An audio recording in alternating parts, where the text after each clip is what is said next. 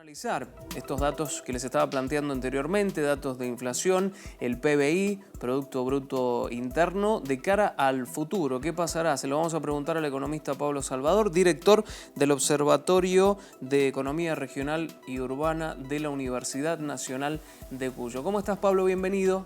¿Qué tal, Lucas? Muchas gracias Bueno, por la invitación. un placer que estés con Igualmente nosotros. estar aquí. Interesante analizar estos datos que arroja el REM, ¿no? Que es el registro de expectativas de mercado, que esto lo plantea el Banco Central de la República Argentina. Sí, recordemos que es una encuesta, como vos bien mencionabas hace un momento, que el Banco Central hace todos los meses a bancos, consultoras, economistas nacionales e internacionales, con respecto a qué esperan para los próximos meses. Y como vos bien anticipaste, lo que esta encuesta del mes de octubre anticipa es que este año cierre con una inflación del 55,6. Y acá te hago una aclaración. Esto no significa que vaya a ser así.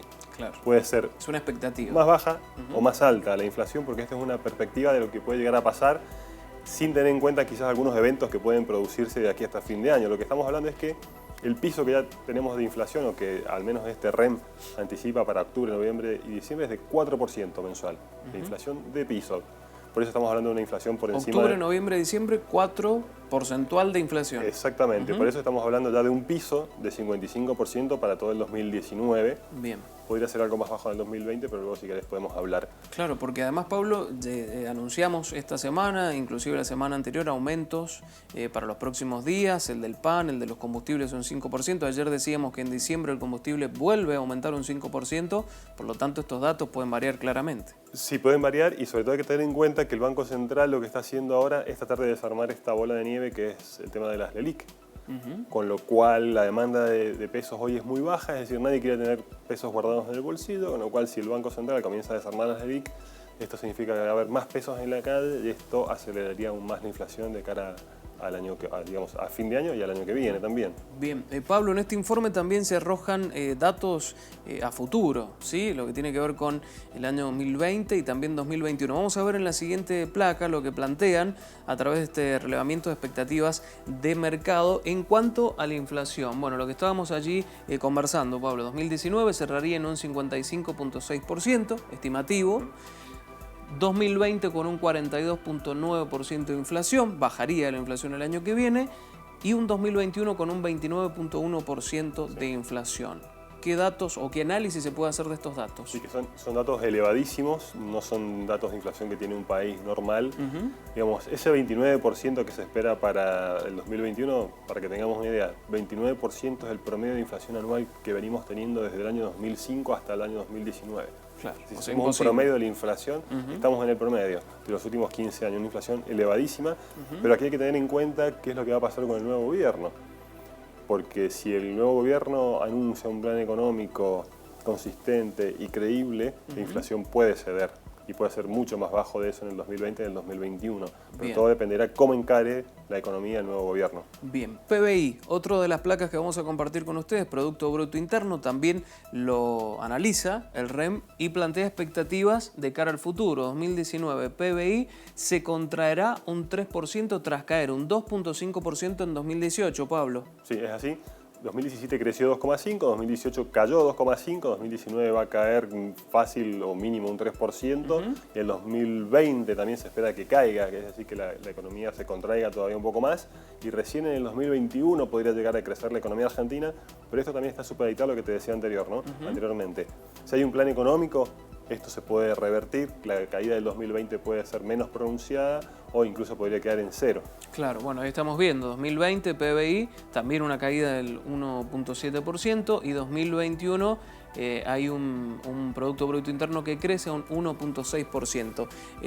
Que el Producto Bruto Interno caiga o crezca, digamos, tiene que ver con una mejora en la economía, digamos, en el consumo, en la actividad comercial, es básicamente eso. Exactamente, el PBI es como la torta, ¿no? Cuanto más grande, más hay para repartir entre todos los argentinos. Cuanto más chica es, menos hay para repartir, menos le toca a cada uno.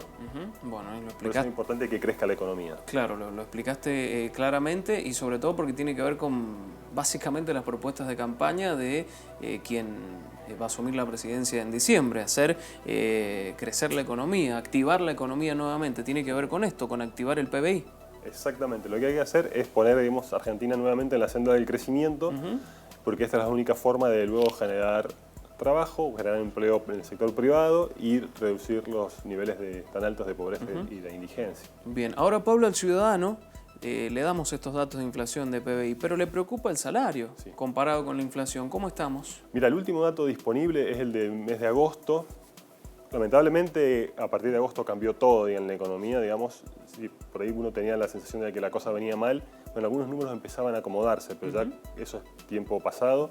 A partir de agosto se revirtió esta situación. Si uno miraba hasta julio, los salarios ya estaban empatándole a la inflación. Bien.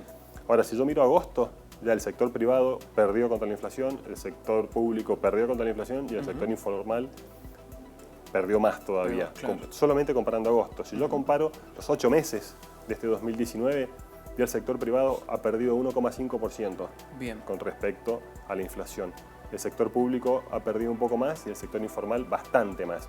Es decir, ya a partir de agosto se cruzan las curvas y ya los salarios empiezan a correr nuevamente detrás de la inflación y lamentablemente el sector privado va a seguir perdiendo. El sector público no, porque recordemos que hay cláusulas. La cláusula gatillo. Exactamente, que lo que hacen es que a medida que salta el índice de precios, los salarios al mes siguiente se acomodan para empatar a la inflación, con lo cual los salarios del sector público van a empatar este año a la inflación, el sector privado va a perder bastante y el informal mucho más, porque el sector privado, que básicamente son las pymes, no está en condiciones de dar aumentos salariales de un 55% anual, como veíamos que va a ser aproximadamente la inflación. Claro, y hay que tener en cuenta que para el próximo año ya Suárez, el gobernador electo, dijo que se va a analizar y se va a discutir si se podrá aplicar una cláusula gatillo nuevamente en 2020, ¿no? Exactamente, todo dependerá de cuál sea, como te digo, ¿no? El plan económico.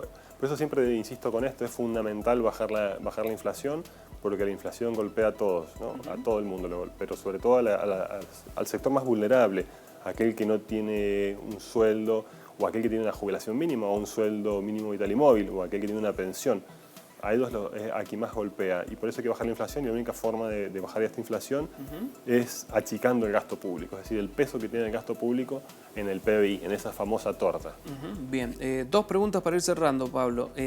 Mantener el cepo, si esta medida que aplicó el actual gobierno está bien, dijo Alberto Fernández, lo escuchábamos y lo veíamos anteriormente, que va a continuar con el cepo, y básicamente que ha permitido el cepo, controlar las reservas. Exactamente, exactamente ese es el objetivo del cepo, evitar que se desaparezcan las reservas que tiene el Banco Central.